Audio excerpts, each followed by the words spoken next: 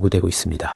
특히 전기아크로 표면을 직접 처리하게 되면 조건에 따라 제곱미터당 1 곱하기 10의 7승에서 25 곱하기 10의 7승 와트라는 매우 높은 연료속이 발생하게 됩니다. 난다레만다알라. 여기서 2Z 플라즈마 토치는 아크의 상당 부분이 개방된 공간에서 연소되는 특징을 가지고 있는데요. 운전 모드와 전압 전류 특성은 단순히 전류나 가스 유량뿐만 아니라 전극을 어떻게 배치하느냐에 따라서도 결정됩니다. 특히 가스 선택의 폭을 넓히기 위해 기존의 텅스텐 소재 음극을 사용하지 않는 설계가 적용되었습니다. 전체적인 구조를 보시면 불이 전극과 저렴한 다이아프램 그리고 2개의 와류 챔버를 갖춘 동일한 형태의 음극과 양극 블록으로 구성되어 있음을 알 수 있습니다. 화면에 보이시는 그래프는 아크의 VI, 즉 전압 전류 특성 곡선입니다. 먼저 A 그래프의 조건을 보시면 D1 30mm, D2 25mm, A 60mm의 전체 가스 유량 12g/s 조건에서의 특성을 보여줍니다. 이어서 B 그래프는 D1 70mm, D2 25mm, A 110mm의 전체 가스 유량 40g/s 조건일 때의 곡선입니다. 두 조건에 따라 전압과 전류의 상관관계가 어떻게 변화하는지 비교해서 확인하시기 바랍니다. 발달된 난류 영역에서의 열 손실 분포입니다. A 그래프는 전기 아크 챔버의 분포를, B 그래프는 측정 섹션을 따른 열 손실 분포를 나타내고 있습니다. 이때 전류 값은 120A로 설정되었습니다. 그래프 내의 1번부터 5번까지의 표시는 각각 MP 값이 0, 0.21, 0.63, 1.0, 1.51일 때의 분포를 의미하며 6번은 복사 여류속 수준을 나타냅니다. 이를 통해 가스 유량이나 조건 변화에 따라 열 손실이 어떻게 다르게 나타나는지 분석할 수 있습니다. 2Z 플라즈마 토치의 전압과 전류 특성입니다. 그래프를 보시면 노즐의 직경이나 노즐 사이의 거리와 상관없이 전류가 증가함에 따라 전압이 완만하게 떨어지는 일정한 경향성을 확인할 수 있습니다. 아크의 강도는 전류, 가스 유량, 노즐 직경, 거리, 그리고 전극축 사이의 각도라는 여러 독립 변수들에 의해 결정되기 때문에 이를 정밀하게 조정하면 전원 시스템을 최적화하기가 매우 유리합니다. 특히 전극축한 각도가 90도일 때의 아크 전압유는 전류와 가스 유량, 노즐 직경, 그리고 전극 길이 에론 등의 변수를 통해 산출됩니다. 주목할 점은 아크 길이의 3분의 2 이상이 전극 블록 외부에서 생성된다는 것인데 덕분에 블록 자체의 열효율이 약 0.9라는 매우 높은 수치를 기록하게 됩니다. 전극의 내구성을 확인하기 위해 60시간 이상 진행한 산업 테스트 결과입니다. 분당 3회의 속도로 아크 스포들 스캐닝하며 분석한 결과 양극의 침식률이 음극보다 훨씬 낮게 나타나는 것을 확인했습니다. 구체적인 수치를 보면 전류 200A 조건에서 양극의 비침식률은 6 곱하기 10의 마이너스 11승 kg/쿨롱으로 측정되었습니다. 이렇게 낮은 침식률에 더해 전극의 극성을 교체하며 사용할 수 있는 운영 방식을 적용한다면 연속 운전 수명을 최소 400시간 이상까지 확보할 수 있습니다.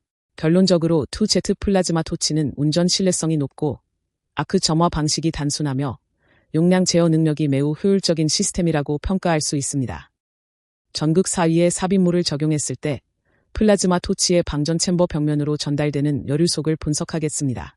먼저 채널 초기 영역인 Z/D가 12보다 작은 구간에서는 주로 아크와 가스의 복사 에너지에 의해 여류속이 결정되는 특성을 보입니다. 하지만 채널 하단으로 내려갈수록 여류속 Q와 Q 대문자는 급격히 증가하는 양상을 띠는데요.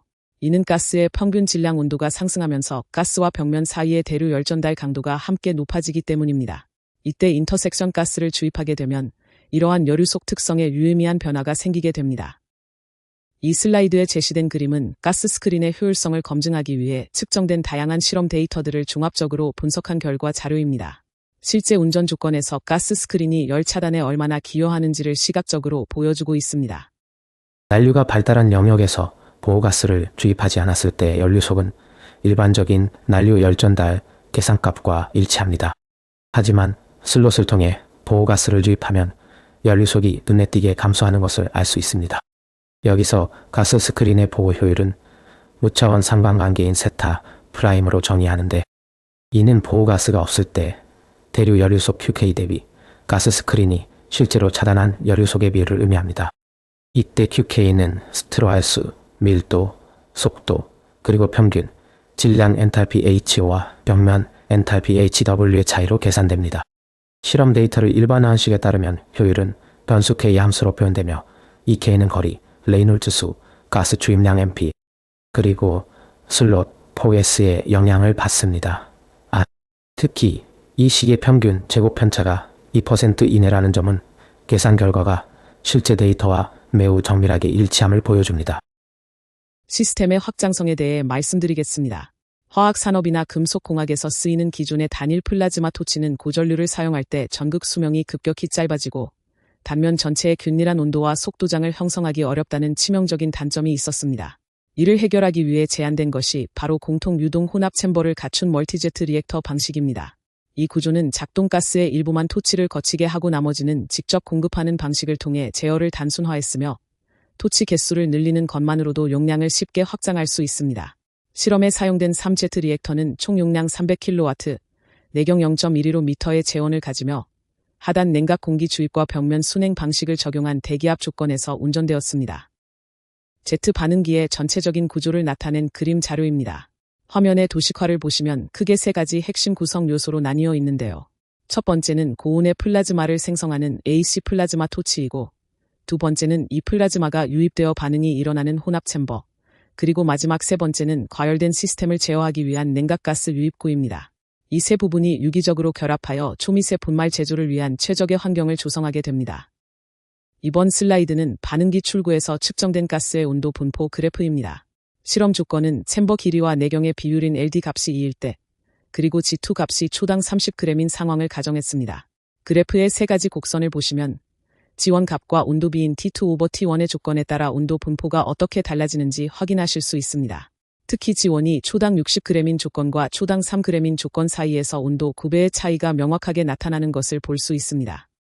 리액터 내부에서 냉각가스와 고온가스가 얼마나 효율적으로 섞이는지가 관건일 텐데요. 온도장 분석 결과 챔버 길이와 내경의 비율인 LD 값이 2일 때 혼합 효율이 가장 최적화되는 것으로 확인되었습니다. 또한 시스템의 성능을 결정짓는 중요한 지표인 열효율 H에 대해서도 분석했습니다.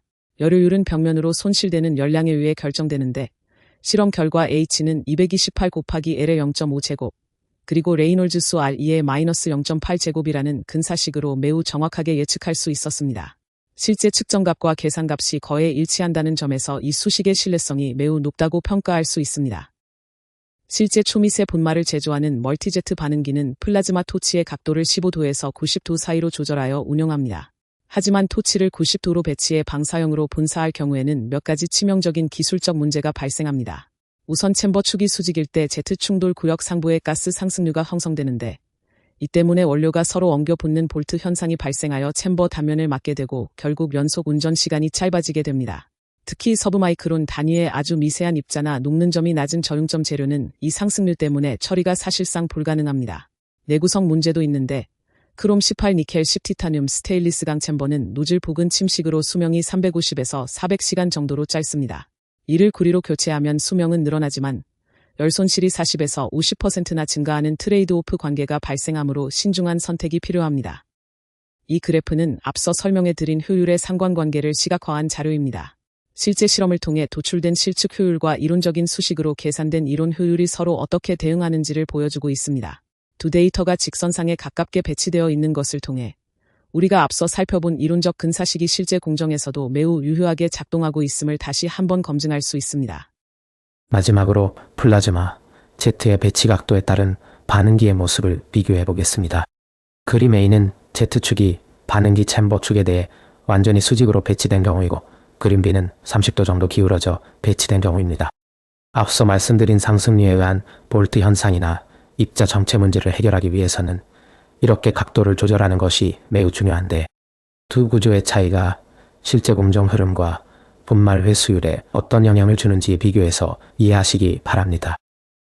이번 분석의 핵심 결과를 말씀드리겠습니다. 새 Z 플라즈마 토치를 사용할 때 가장 효율적인 최적 경사각은 30도에서 45도 사이인 것으로 나타났습니다. 이 각도를 유지하면 열효율과 동력학적 특성이 크게 개선될 뿐만 아니라 공정 중 문제가 되었던 원료 응집 현상을 효과적으로 방지할 수 있습니다. 또한 고온 유동과 반응기 벽면 사이의 대류 열전달을 정확히 계산하기 위해 새로운 식을 제안하는데요. ST는 A 곱하기 R2의 B제곱, 그리고 PR의 fx-0.05제곱으로 표현됩니다. 여기서 개수 A와 B는 벽면 라이닝 재질에 따라 달라지는데 비단열 채널의 경우 A는 0.781, B는 -0.412를 적용하며 이산화지르코늄이나 산화크롬, 이산화규소 라이닝에 대해서도 각각 최적화된 수치를 제시하고 있습니다. 참고로 하첨자 F는 평균 질량 온도 조건을, 하첨자 X는 축 좌표에 따른 파라미터를 의미합니다. 이어서 다음 장에서는 전극의 침식 원리와 이에 대한 기존 문헌 분석 내용을 상세히 설명해 드리겠습니다. 전극의 침식 현상은 단순히 한 가지 이유가 아니라 주변에서 일어나는 여러 프로세스가 복합적으로 작용해 나타나는 결과입니다. 가장 먼저 고려해야 할 점은 사용되는 작동가스의 성질과 전극 소재의 재질, 그리고 그 소재가 가진 고유한 결정 구조입니다. 이 세 가지 요소가 침식의 정도를 결정짓는 핵심 변수가 됩니다. 특히 금속 내부에서 열응력으로 인해 발생하는 전위의 발달 과정과 다양한 물리적 공정들이 전극의 수명과 침식률에 직접적인 영향을 미치게 됩니다. 이번에는 텅스텐봉 전극 연구 과정에서 발견된 음극이온의 재순환 현상에 대해 분석해 보겠습니다. 이는 수축된 아크 스폿 영역에서 증발한 텅스텐이 이온화된 후 전기장에 의해 다시 금속 표면으로 돌아오면서 음극이 부분적으로 재구성되는 원리입니다. 일종의 자가 회복 과정이라고 이해하시면 되겠습니다. 수치 계산 결과 음극 원통형 부분의 길이 C가 0일 때, 즉 해당 구간이 없을 때 가장 효율적이라는 점이 확인되었습니다. 화면의 그림 자료를 함께 보시겠습니다. 이 그래프는 비활성가스 환경에서 아크 전류가 변화함에 따라 텅스텐 로드 음극의 비침식률, 즉 스페시픽 이로전이 어떻게 변화하는지를 나타내고 있습니다. 전류 값의 변화가 전극의 마모 속도에 어떤 영향을 주는지 정량적으로 확인하실 수 있습니다. 마지막으로 실제 실험에 사용된 음극 블록의 재료 손실 정도를 측정한 결과입니다. 비침식률 측정 데이터를 통해 어떤 조건에서 재료 손실이 최소화되는지, 그리고 실제 전극의 내구성이 어느 정도인지 구체적으로 파악할 수 있습니다. 제로 돌출 텅스텐봉 설계의 성능과 한계점입니다. LC가 0인 제로 돌출 설계는 불활성 가스 환경에서 1kA 이하의 전류를 흘렸을 때 비침식률지가 약 10의 마이너스 13승 kg/쿨롱이라는 매우 낮은 수치를 기록했습니다. 이는 전극의 마모가 극히 적다는 것을 의미하지만 실제 실험에서는 데이터의 편차가 크게 나타나는 문제가 있었습니다. 원인을 분석해보면 구리 홀더와 텅스텐 사이의 열 접촉이 불량하거나 순행 효율이 떨어지는 물리적 요인이 있었습니다. 또한 가스 주입 배치 문제로 인해 아크 스폿이 불규칙하게 움직이는 맥동 현상이 발생하고 텅스텐봉과 가스 와류의 중심축이 일치하지 않는 동축성 결여 문제 등이 복합적으로 작용한 것으로 보입니다.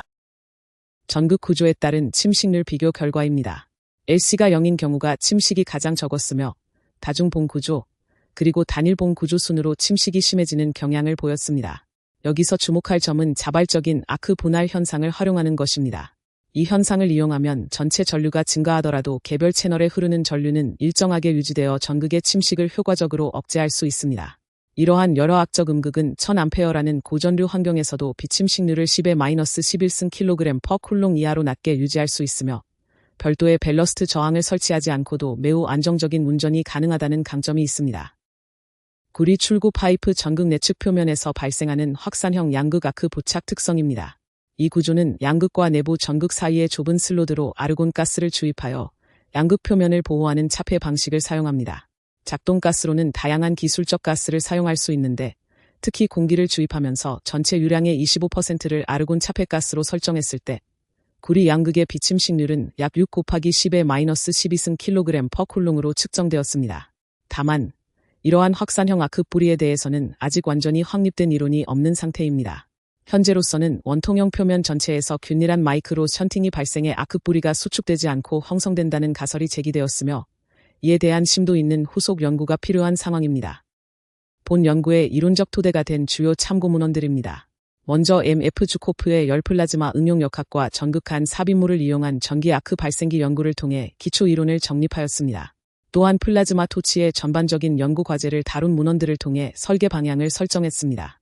더불어 S.S. 쿠타텔라제로 알려진 학자의 열전달 이론 기초 문헌과 초미분산 물질 합성을 위한 3Z 직류 반응기의 유체역학적 특성 연구를 참고하였습니다. 마지막으로 다중 아크 시스템에 관한 최신 연구